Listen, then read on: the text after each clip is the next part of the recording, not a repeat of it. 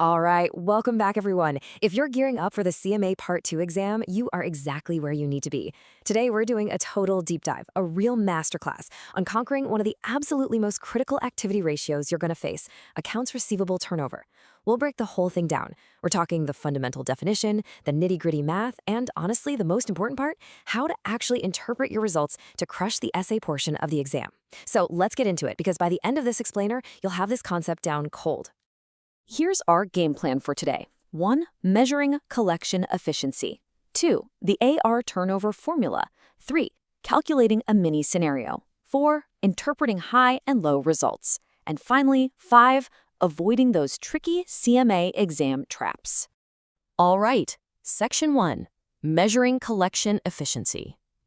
So at its core, accounts receivable turnover is an activity ratio. Now, activity ratios basically measure how fast a company converts its major non-cash assets right back into hard cash. And in this specific case, we're measuring the efficiency of a company's accounts receivable collection. Basically, how good are they at getting customers to pay up? What's incredibly important to grasp here is that this metric acts as a critical bridge. Because it measures results over a span of time, it actually pulls information from both the income statement and the balance sheet. You're essentially connecting the flowing river of sales you've made over the year with a snapshot of what your customers actually still owe you. Grasping this bridge concept, that is absolutely key to mastering working capital efficiency for the exam. Okay, let's move on to Section 2, the AR turnover formula. The formula itself is actually pretty straightforward. It's just net credit sales divided by average accounts receivable. In the numerator, sitting on top, we have net credit sales. Now, this comes straight off the income statement, and it represents all the sales made on credit over the entire period. Then, down in the denominator, we have our average accounts receivable. We're basically dividing that total flow of credit sales by the pool of receivables. Why? To see exactly how many times that pool was filled up and then completely emptied out over the course of the year. Now, we really need to talk about the nuances of that denominator because, trust me, this is exactly where the exam is going to test your deep understanding. Why do we average the receivables in the first place?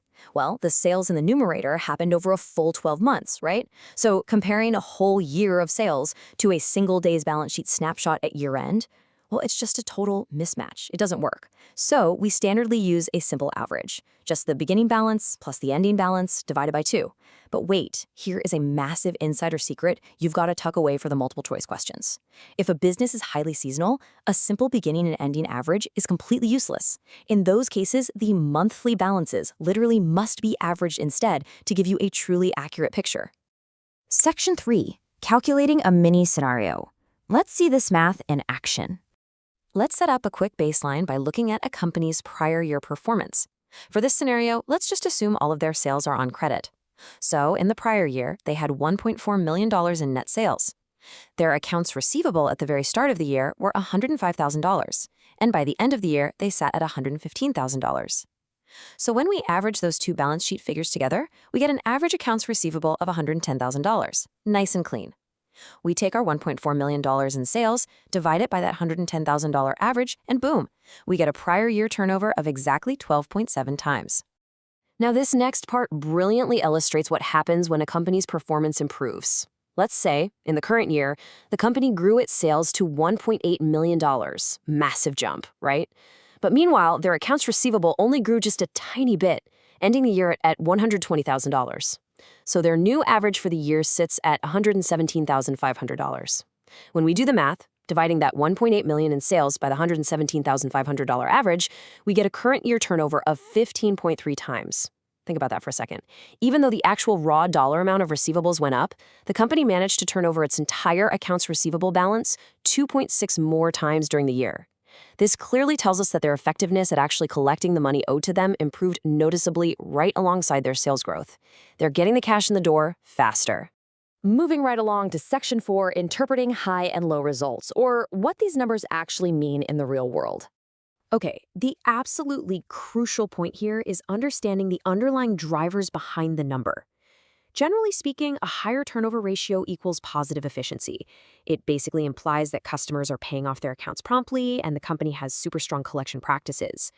Also, since sales act as the numerator, driving higher sales without a massive proportionate spike in receivables is naturally going to give you a higher turnover. On the flip side, a lower turnover ratio usually screams that customers are taking way longer to pay. Now, this could mean your collections team is seriously dropping the ball. Or actually, wait, it could also be a deliberate strategic choice. Maybe the company decided to offer much more generous credit terms, or they extended the discount period, essentially giving customers permission to wait longer to pay. Context is everything here. And finally, Section 5, Avoiding CMA Exam Traps. We are playing defense here to protect your hard-earned points. Listen closely, because here are the two classic pitfalls you absolutely have to avoid. Step 1. Always use net credit sales if the exam problem gives you that distinction. Test makers absolutely love setting this trap, where they give you a total sales number that secretly includes cash sales. Cash sales don't create accounts receivable, so if you include them in the numerator, you're just artificially inflating your efficiency. Don't fall for it. Step 2. Do not forget to average the receivables. I can't stress this enough. Exam writers will often just hand you the shiny year-end balance right on a silver platter, hoping you'll just grab it in a rush and plug it into the formula. Stop, take a breath, look for the beginning balance, and calculate that average first.